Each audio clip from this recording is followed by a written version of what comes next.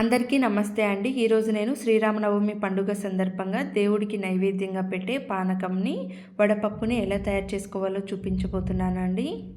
ముందుగా వడపప్పుని తయారు చేసుకోవడానికి పెసరపప్పుని తీసుకొని నీటితో నీట్గా క్లీన్ చేసుకున్న తర్వాత పప్పు మునిగేంత వరకు నీళ్ళని పోసుకొని 2 లేదా 3 గంటల సేపు పప్పుని నానబెట్టుకోండి.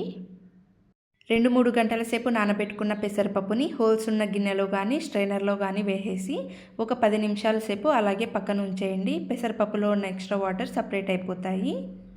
ఇప్పుడు పానకంని తయారు చేసుకోవడానికి ఒక గిన్నెని తీసుకొని బెల్లంని ఇలా మెత్తగా పొడి చేసుకొని వేసుకోండి. తగినన్ని నీళ్ళని వేసుకొని బెల్లం ఉండలని కరిగే వరకు 10 నిమిషాలు అలాగే పక్కన పెట్టేసుకోండి. ఈలోపు తగినంత సోంపు, మిరియాలు, ఇలాచీని మిక్సీ జార్లో వేసుకొని ఈ విధంగా మెత్తగా పొడిని చేసి పెట్టుకోండి. బెల్లం పొడి మొత్తం కరిగిపోయిన తర్వాత పానకంని స్ట్రైనర్తో వడగట్టుకొని ప్రసాదం గిన్నెలోకి వేసుకోండి. ఇప్పుడు ముందుగా మిక్సీ పట్టుకున్న సోంపు, మిరియాలు, ఇలాచీ పౌడర్ని 2 తులసి ఆకుల్ని వేసుకొని కలుపుకుంటే పానకం రెడీ అయిపోతుందండి. వాటర్ ఏం లేకుండా వడబోసుకున్న పెసరపప్పులో కొద్దిగా కొబ్బరి తురుమును కలిపి ప్రసాదం గిన్నెలో వేసుకొని పైన బెల్లం ముక్కను పెడితే వడపప్పు రెడీ అయిపోతుందండి. శ్రీరాముడికి నైవేద్యంగా పెట్టే పానకంని, వడపప్పుని ఈ విధంగా ఈజీగా చేసేసుకోవచ్చండి.